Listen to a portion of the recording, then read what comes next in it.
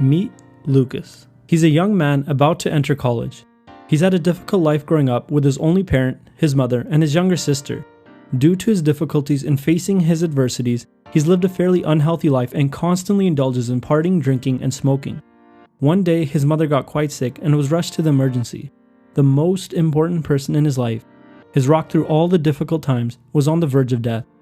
She put up a good fight, but unfortunately passed, and Lucas became the man of the house. Not only did he have to take care of himself, but his sister as well. It was summer break, and so Lucas immediately took on a full-time job as a janitor. He had to provide for himself and his younger sister. His only goal was to go to work each day and clean. Day in and day out he went. He took on every opportunity at extra shifts. His discipline in working was unwavering. He used the money to buy himself and his sister some food for dinner every night. He didn't want to tell his friends he was working as a janitor, so when they asked if he wanted to go out in the evenings and party, he decided that he would tell them that he had to tutor his little sister and cook her dinner. Lucas fell into the flow of going to work every day and eventually got used to it. It wasn't a chore for him anymore. He decided to stop buying junk food for himself and his sister and decided he would cook them a healthy dinner after work each day and then prepare a breakfast for the next day. He kept this routine up, working and then cooking, working and then cooking. Finally, school time rolled around and Lucas had to attend classes. He was juggling a lot at once, so now he rolled his hours back to part-time and had to make sure he attended class every single day so he didn't fall behind. Regardless of how he felt, he always went. He went to class, came home and worked, and then cooked dinner and breakfast. Lucas kept this up for the whole time in college.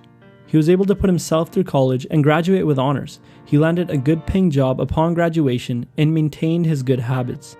Eventually, he was able to put his younger sister through college as well. He got married and eventually so did his sister. They remained best friends throughout life and they reminisced on how happy their mother would have been of Lucas. How he turned his life around and went from lazy and out of control to in control of his destiny and the true king of his fate.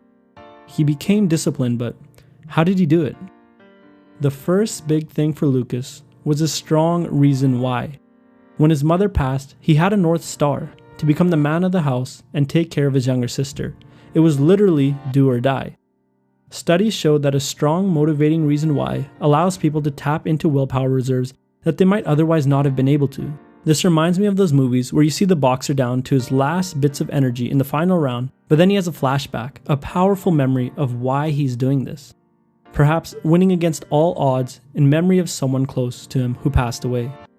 Studies also show that a strong motivating reason why may only act as a buffer or a temporary solution to increase willpower, and that willpower still does have a finite limit. In our example, Lucas had a strong motivating reason for why he was trying to become more responsible, but that doesn't mean that reason can motivate him to do an infinite amount of things for an infinite amount of time. Say he tried to work at a part-time job, take care of his sister, try to get a perfect 4.0 GPA, and learn to play the guitar all at once. It would be difficult, if not impossible, regardless of how strong his motivating reason why was. But in our case, Lucas started by focusing on one task only, which was work. He went to work every day. Once that became a habit, he directed his willpower and self-discipline onto another singular activity, which was cooking, followed by school, and that's the key. To be wise with how we spend our self-discipline and to use it on singular activities and turn them into habits before moving on to another activity. The first habit could have been as simple as drinking water every day or making his bed every morning. When an activity becomes a habit, it drains a lot less willpower. Lucas also faced a dilemma that many people trying to be disciplined encounter: peer pressure. His friends represented a temptation into his old life, an easier life requiring a lot less responsibility. There were two reasons Lucas was able to overcome this dilemma. He had a strong reason why, and he planned for temptation. In fact, he used a very specific technique known as the if-then technique. He had planned that if his friends asked him to go out and party, then he would tell them that he had to tutor his sister and cook dinner. This was a pre-planned decision of self-control and avoided him having to exercise willpower to resist the temptation.